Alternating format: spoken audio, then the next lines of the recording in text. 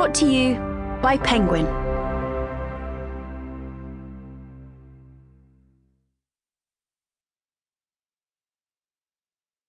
The Last Bookstore on Earth by Lily Braun-Arnold.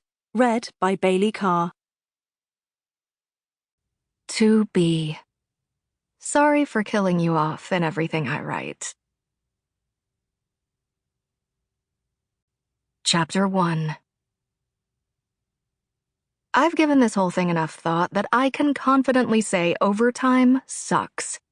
Especially 9,667 hours of it. Girl boss, you might say. You earn that dough.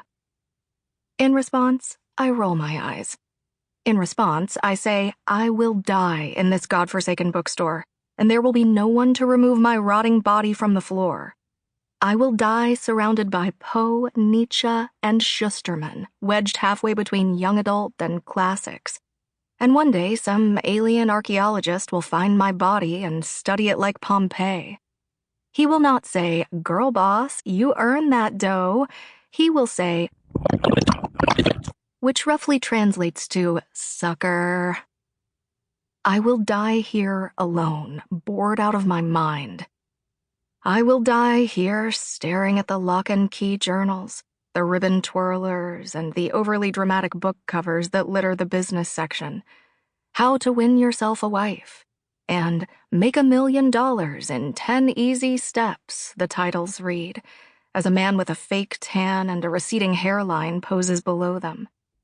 On the rack to my right, the birthday cards with their corny slogans about needing to drink more wine and hating your children have faded almost completely to white.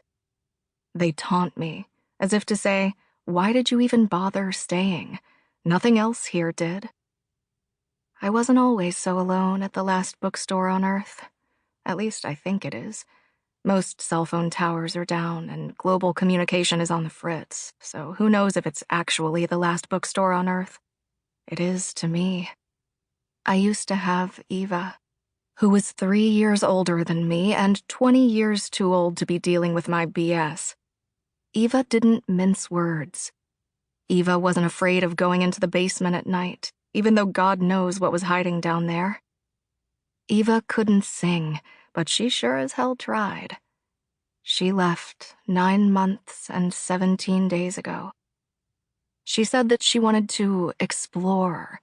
She wanted to see what was left of the world. She said it in the same way parents say, I'm not mad, I'm disappointed. And I really did enjoy your band concert and didn't at all notice when you messed up in measure 13 of Contrapunctus 9. She wouldn't look me in the eye. I told myself it was okay and that I was fine with it. I told myself that I liked the quiet that hung in the air, because how much did I really like people in the first place? How much did I really need someone to talk to loudly and chew with their mouth open? I told myself that there was a difference between being alone and being lonely. They weren't a package deal. I told myself she would be back soon, like she said she would be. And I counted the days on the wall, adding tally marks in permanent marker until I lost count and energy. After the almost end of the world, when I realized I had no home to go back to, I had chosen to come back here. So had Eva, until she didn't.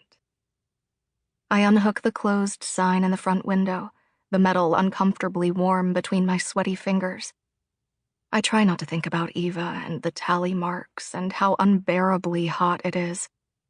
Tendrils of hair slick themselves to the back of my neck, having managed to weasel their way out of a sloppy ponytail. I try not to think about anything as I look at the miles of nothingness outside. The middle of suburban New Jersey, of course, is no more interesting after the almost end of the world than it was before. Even though there are no more terrible drivers or men with scary accents who say things like pork roll, Bruce Springsteen, and down the shore, there are also no more Coke slushies or Wawas. It's a net zero equation. I flip the closed sign on the door so that it says open, even though what I really want to do is hurl it at the wall. But I don't. Sample complete. Ready to continue?